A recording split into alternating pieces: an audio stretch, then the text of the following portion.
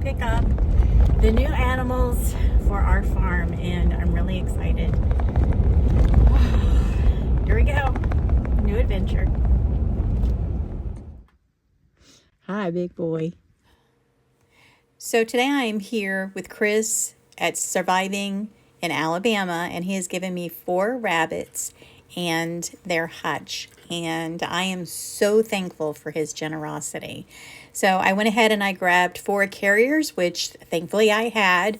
We got the rabbits loaded up into the carriers, and now it's time to get this hutch, and it is a well-built, nice hutch, and we're trying to get this thing in the back of my truck. Let's see if we can get this done.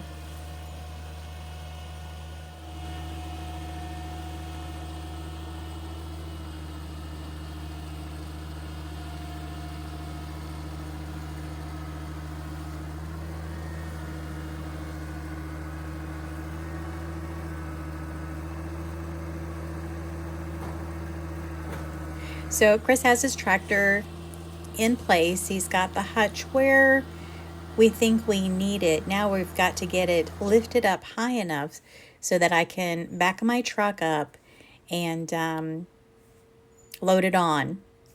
So the first problem that we ran into is the hutch is 10 feet long and my bed is not 10 foot long. I have a much shorter bed. So Chris pulled out these 2 long pieces of wood, and at first we had them in the back of my truck, and then he decided to go ahead and screw them onto the bottom of the hutch. And that way, once we got it into the truck and we had it strapped down, it had something solid to lay on and wouldn't fall off.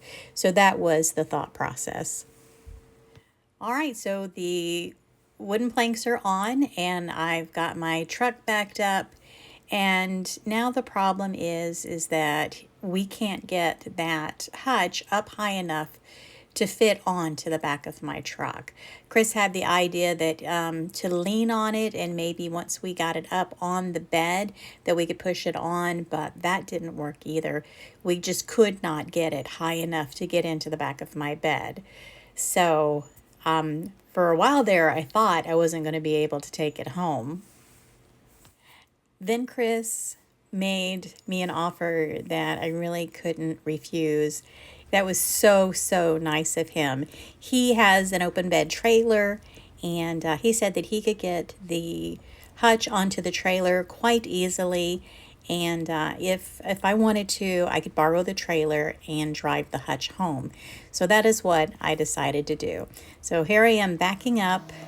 We got the trailer loaded onto the truck, and then Chris put the hutch onto the trailer.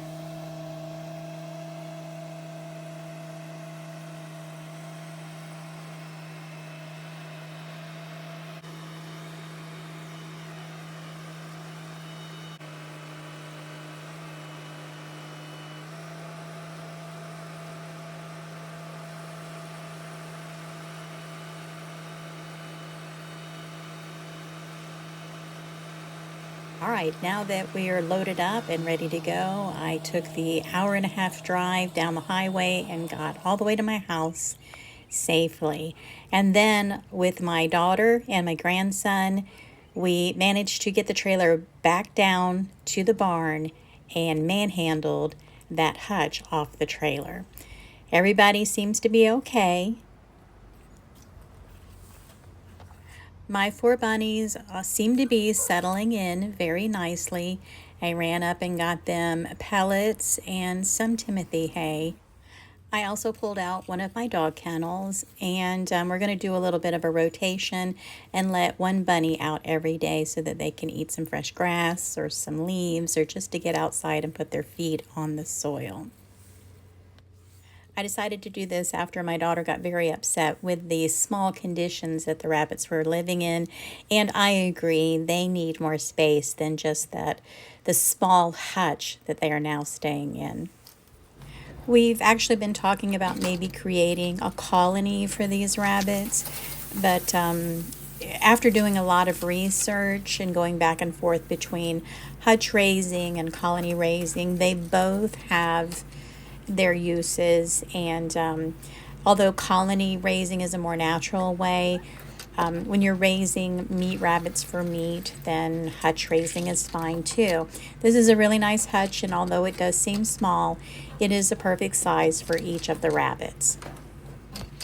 Now, the first day that I had the rabbits, I went and bought them pellets and Timothy hay. Since then, I've gone to Riverside Feed and Seed, and I've gotten them 2 bales of a Bahia feed mix and also a large bag of a different kind of feed. They told me they had the best rabbit feed in the county, so I'm going to go by what they said. It's funny watching these rabbits because I put this hay in here and sometimes they'll eat it. I've got one bunny that will eat all the hay that I put in there. And then I have other bunnies that don't eat as much and tend to lay on it and use it like a bedding.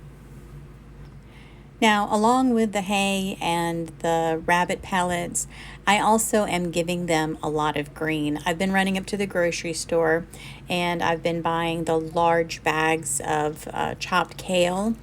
And this is Rocky. Rocky seems to be the rabbit that loves his greens the most. So I'm going to give him a really big portion of greens. He's not real interested in the pellets and he's not real interested in the hay, although I do see him nibbling on the hay.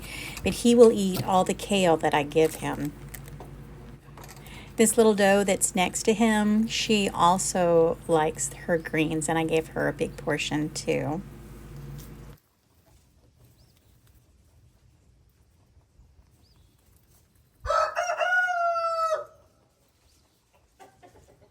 I am really hoping that these rabbits are enjoying their new home.